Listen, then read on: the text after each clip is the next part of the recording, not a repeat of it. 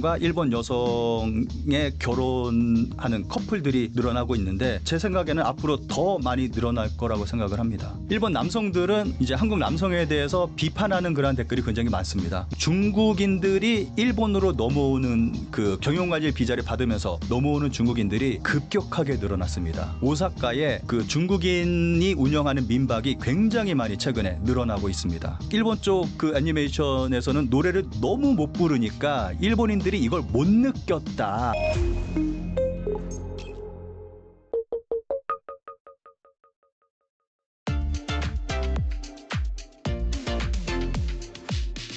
아무튼 간에 한 일본 결혼 정보 회사에 따르면 한국 남성과 일본 여성의 결혼 건수가 지난해 대비 한 40% 증가를 했다. 이 한일 그 한 쌍을 이루는 뭐 결혼 건수 같은 경우에는 뭐 사상 최대치다. 이런 기사가 최근에 나왔거든요. 그 이유가 무엇일까요? 아무래도 한류 영향이 가장 크죠. 일본 여성들이 한국 남성에 대한 어떤 환상 같은 게 있습니다. 아무래도 드라마 때문에 만들어진 어떤 고정관념이라고 볼 수 있겠죠. 그런 환상 때문에 한국 남자를 굉장히 좋아합니다. 그래서 한국 남자하고 결혼하고 싶어하는 그러한 일본 여성들이 굉장히 많습니다. 그리고 또 반면에 한국에는 일본 여성하고 결혼하고 싶어하는 또 한국 남성들이 또 굉장히 많고, 그러니까 서로 이게 딱 들어맞는 거죠. 그래서 이제 한국 남성과 일본 여성의 결혼하는 커플들이 늘어나고 있는데 제 생각에는 앞으로 더 많이 늘어날 거라고 생각을 합니다. 왜 한국 남성과 일본 여성의 결혼이 많아지고 있는지에 대해서 분석하는 그러한 영상이 유튜브에 많이 있습니다. 특히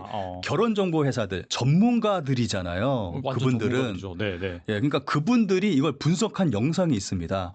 궁금하시면은 제가 직접 말씀드리는 것보다 그런 영상을 보시는 게 더 좋을 거라고 생각을 합니다. 네. 제 개인적인 얘기를 말씀을 드린다면 저도 일본 여성하고 좀 오랜 기간 좀 교제를 했었거든요. 한국 남성을 굉장히 좋아합니다. 환상을 가지고 있어요. 진짜로. 네. 한 예를 든다면은 제가 이제 제 여자친구를 만나러 일본에 갔어요. 근데 여자친구가 이제 머리를 깎으러 미용실에 갔거든요. 머리 다 깎고 머리까지 감고 이제 집에 가려고 딱 일어섰는데 여자친구 얼굴에 머리카락이 이렇게 하나가 묻어 있는 거예요. 네. 그래서 제가 그걸 이렇게 살짝 떼줬어요. 그랬더니 그 미용실에 있는 스태프들이 전부 다 우와 그러면서 놀라면서 너무 깜짝 놀랐어요. 제가 그 당시에. 그래요? 당혹스러울 정도로 우와 역시 한국 남자 그러면서 야사시 친절하다 그러면서 상냥하다 그러면서 놀라는 거예요. 그러니까 일본인들이 한국 남자에 대해서 어떠한 생각을 가지고 있는지 이 한 예를 통해서 확실하게 알 수 있는 거죠.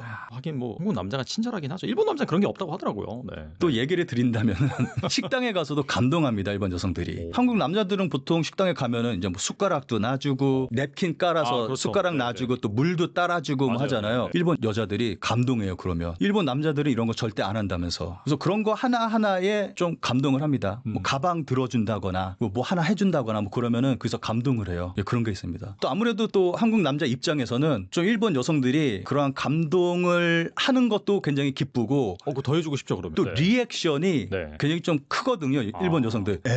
뭐 좀 그런 거 있잖아요. 일본인들이 하는 막 이러면서 좀 리액션이 크다 보니까 또 거기서 느껴지는 또 기쁨이 또 있고 그러다 보니까 서로 이게 좋은 뭐 좀 그런 게 있는 것 같습니다. 말씀 들어보니까 정말 그 결혼 비율이 높아질 수밖에 없겠네요. 진짜. 네. 앞으로 더 많아질 거라고 생각합니다. 그리고 해당 기사가 야후 재팬 포털에 이제 걸리자 뭐 댓글이 무려 한 1만 개 이상 달렸다 그런 얘기가 있더라고요. 그러니까 일본인들의 반응이 좀 궁금할 것 같아요. 어떤 뭐 반응인가요? 일본 남성과 여성의 반응이 갈립니다. 이거 확실하게 당연히 좀 그렇겠죠. 네네. 일본 남성들은 이제 한국 남성에 대해서 비판하는 그런 댓글이 굉장히 많습니다. 그만해라.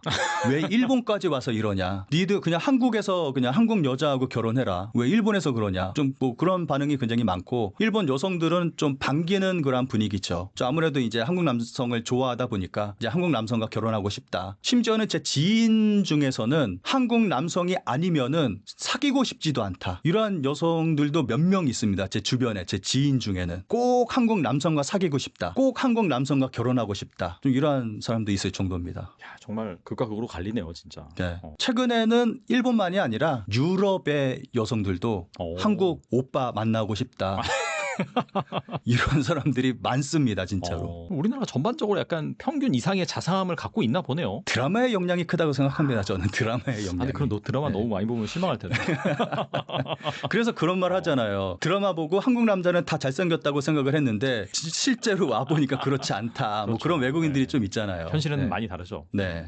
아무튼 앞으로도 뭐 이렇게 한일 커플이 많이 발생할 것 같다는 생각이 들고요. 또 니케이에 따르면은 2025년 말 일본 거주 중국인 수가 100만 명이 넘어설 것으로 보입니다. 시진핑 장기 집권으로 일본으로 이주하는 중국인들이 점점 늘어나고 있다라는 분석인데 일본으로 이주하는 중국이 때문에 일본이 난리 난 상황이라는데 여기에 대해서 말씀해 주신다면요? 일본에는 경영관리 비자라는 게 있습니다. 이게 외국인들이 이 경영관리 비자를 받아서 이제 일본에서 체류할 수 있는 건데 그 조건이 5천만 원만 투자를 하면은 경영관리 비자를 받을 수가 있습니다. 굉장히 적은 금액이잖아요. 그러네요. 진짜. 그래서 굉장히 네. 손쉽게 이 비자를 받을 수가 있습니다. 게다가 2015년도에 일본 정부가 경영관리 비자를 받을 수 있는 그 조건을 좀 완화시켜서 굉장히 간단하게 경영관리 비자를 받을 수 있게 됐습니다. 그 이후로 중국인들이 일본으로 넘어오는 경영관리 비자를 받으면서 넘어오는 중국인들이 급격하게 늘어났습니다. 이 경영관리 비자가 5년이에요. 그런데 이게 지속해서 갱신을 할 수가 있거든요. 5년 지나서 갱신하면 다시 또 5년, 또 5년. 어떻게 보면은 영구 거주를 할 수 있는 그러한 비자거든요. 단 5천만 원만 투자를 하면은. 그래서 굉장히 많은 중국인들이 이제 이거를 어떤 사업 목적으로 경영관리 비자를 받는 게 아니라 이주 목적으로 경영관리 비자를 받아서 일본으로 이주하는 중국인들이 굉장히 급격하게 늘어나고 있습니다. 예전에 중국의 부유층이 일본으로 이주를 했다면은 이제는 중국의 중산층까지 일본으로 이주하는 일들이 늘어나고 있어서 굉장히 많은 중국인들이 일본으로 들어오고 있습니다. 그래서 일본 내에서는 이것 때문에 좀 불만의 목소리들이 굉장히 많이 나오고 있습니다. 근데 이 경영관리 비자를 받아서 일본에 들어오는 중국인들의 특징이 있다면은 오사카로 들어오고 있습니다. 오사카요. 네. 그 이유가 도쿄보다 오사카의 땅값이 싸서 오사카에 들어오고 있는데 이 사람들이 왜 땅값을 따지냐 하면은 이 사람들이 오사카에 와서 민박을 합니다. 민박을 하는 이유가 뭐 다른 뭐 식당을 하거나 뭐 그런 것보다 민박 운영을 하는 게 훨씬 더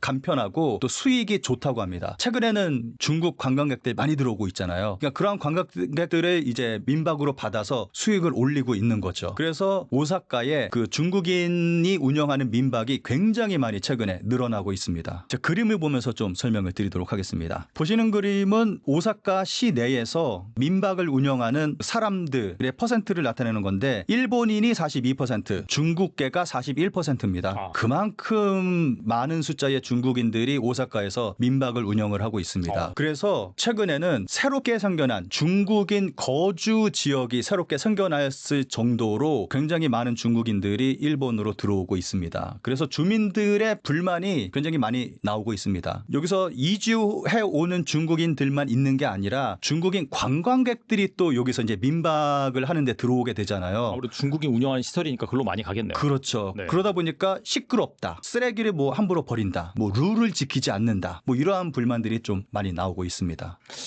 이거 진짜 사회적으로 문제가 될 수밖에 없겠네요, 진짜. 그리고 K-팝 데몬 헌터스가 넷플릭스 애니메이션 1위를 차지한 데 이어서 미국 빌보드 핫 100에서 이 주요곡 있죠, 골든이라는 곡, 그게 이제 1위에 등극을 했습니다. 그럼에도 불구하고 일본에서는 그다지 인기를 끌지 못하고 있다라고 하는데 기사도 뜸했하고 해요. 소니에서 배급을 했음에도 일본에서 이 K-팝 데몬 헌터스가 히트하지 못한 이유는 무엇일까요? 이거는 일본의 더빙 문화를 좀 봐야 되거든요. 일본 같은 경우는 외화를 더빙합니다. 우리나라는 옛날에 이제 TV에서 이제 외화 방영할 때 이제 성우들이 더빙을 해서 방송을 내보내고 그랬잖아요. 진짜 옛날에 그랬죠. 예. 네. 근데 일본은 아직까지도 좀 그런 더빙 문화가 남아 있습니다. 그리고 일본인들도 이렇게 더빙하는 걸 선호하고 그래서 일본에서 넷플릭스 보면은 일본 더빙된 그러한 영화들이 굉장히 많습니다. 영화, 드라마, 외국 것들 일본어로 더빙된 심지어는 한국 가수들도 일본에서 이제 활동할 때는 일본어로 노래를 해서 노래를 또 부르고 일본인들의 맞춰서 일본 가사로 번역해서 노래를 부르기도 하고 좀 이러한 문화가 있거든요. 그래서 이번에 캐대언이 좀 문제가 된 부분이 가장 많이 지적을 받고 있는 부분이 노래 부분입니다. 더빙을 했는데 일본에서는 노래까지 더빙을 해서 노래까지 번역을 해서 일본 가수가 노래를 불렀어요. 그런데 이 가수가 무명 가수라고 합니다. 그다지 유명하지 않은 무명 가수를 섭외를 해서 노래를 부르게 시켰는데 그 노래 실력이 너무 형편없습니다. 제가 처음에 이거 보고 너무 웃겨가지고 그냥 박장대소를 하면서 봤거든요. 그 노래 실력이 정말 너무 깜짝 놀랄 만큼 너무 노래를 못 불렀어요. 유튜브 찾아보시면은 한국 버전, 그러니까 원본, 오리지널 버전과 일본 버전 비교하는 그런 영상들이 꽤 있거든요. 보시면은 정말 깜짝 놀랄 겁니다. 정말 깜짝 놀랄 정도로 노래를 못 불렀어요. 일본 가수가. 그러다 보니까 이 캐대언이라는 게 좀 어떻게 보면 뮤지컬 형식의 애니메이션이잖아요. 그렇죠. 내용과 함께 이 음악이 들어가면서 거기서 이제 이게 합쳐지면서 보는 사람이 카타르시스를 쫙 느끼게 되는 그 노래에서 이제 하이라이트 부분에서 카타르시스 쫙 느껴지고 닭살이 쫙 돋고 맞아요. 네. 우와 하는 그런 느낌이 들어야 되는데 일본 쪽 그 애니메이션에서는 노래를 너무 못 부르니까 일본인들이 이걸 못 느꼈다. 감정이입이 안 되는군요. 그렇죠. 감정이입이 안 된다라고 하는 의견이 가장 많습니다. 너무 못 불렀어요. 진짜. 이 끝나고 가서 봐야겠네요. 얼마나 불렀는지. 예, 꼭 한번 보세요. 웃음밖에 안 나옵니다. 진짜 헛웃음 나옵니다. 아, 근데 저도 그 유니버셜 스튜디오 갔고 뭐 디즈니랜드도 가봤는데 거기에서 나오는 그 원래 이제 그런 캐릭터, 뭐 해리포터도 마찬가지고 원래는 그 익숙한 그런 영어가 나와야 되는데 다 일본어가 나오더라고요. 확실히 네. 일본은 그 무조건 현지 언어로 이제 이렇게 해서 더빙해서 하는 게 그냥 고착화돼 있나 보네요. 좀 미국하고 좀 비슷한 것 같아요. 그런 부분이. 미국인들 자막 있는 영화 안 보잖아요. 아, 그것도 몰랐어요. 미국인들 자막 있는 영화 안 봅니다. 아. 심지어는 제가 본 미국 영화에서는 어떤 블루 칼라의 직업을 가진 그 남성이 여성에게 외국 영화 보러 가자, 극장에 보러 가자 그랬더니 야 네가 자막 있는 영화를 본다고 좀 그러면서 비꼬는 그러한 씬을 제가 본 적이 있거든요. 그러니까 미국 사회에서는 그만큼 이제 자막 있는 영화를 보는 층은 아무래도 좀 이제 수준 있는 좀 상류층 뭐 좀 그렇게 생각하는 인식이 좀 있는 것 같더라고요. 근데 일본도 좀 그렇게 그 자막보다는 더빙을 선호하는 문화가 좀 강한 것 같습니다. 좀 그런 것 때문에 좀 이러한 일도 벌어지고 있고 그리고 또 자막 그 더빙 때문에 일본에서는 정말 큰 문제가 벌어지기도 하거든요. 이게 잘못하다 보니까 뭐 한 10년 전쯤에 네. 일본 방송국에서 한국에 와서 인터뷰를 한 적이 있었어요. 그래서 한 여고생에게 인터뷰를 했는데 질문이 일본에 대해서 어떻게 생각을 하느냐에 대한 질문이었는데 여고생은 뭐 일본 좋아한다. 일본 애니메이션도 인기가 있고 좋아하고 일본 좋아한다라고 그런 식으로 굉장히 긍정적으로 대답을 했는데 일본 같은 경우는 뉴스까지도 더빙을 합니다.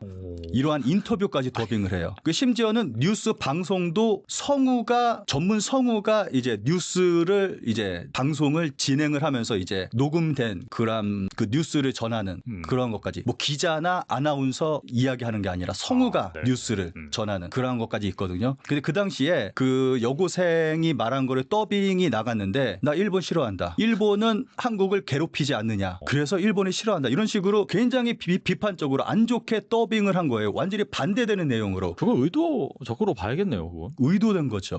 그 당시에 굉장히 혐한이 일본에서 굉장히 막 심했던 시기였거든요. 좀 의도된 걸로 볼 수가 있는 거죠. 근데 이게 들켰어요. 아무래도 여고생이 말한 그 원본의 음성이 이제 좀 자그마하게 들리니까 이게 이제 일본에서 이제 한국어를 할 줄 아는 사람들이 이걸 듣고 이제 크게 논란이 됐던 거죠. 그게 또 한국에서도 알려지면서 이게 한국과 일본에서 굉장히 크게 논란이 됐던 적이 있습니다. 그런 탓인지 지금 일본 뉴스 보면은 인터뷰하면은 더빙을 하는데 원본 음성은 지금은 거의 들리지 않게 완전히 음소거를 해버리더라고요. 지금은 좀 그런 경향이 있어서 일본 뉴스에서 이제 인터뷰하는 거 보면은 신뢰할 수가 없습니다. 그렇겠네요, 진짜. 예, 그래서 정말 많은 사람들이 그 뉴스에서 나오는 인터뷰는 신뢰할 수 없다라고 이야기를 합니다. 좀 이러한 더빙의 문제점도 가지고 있습니다, 일본은.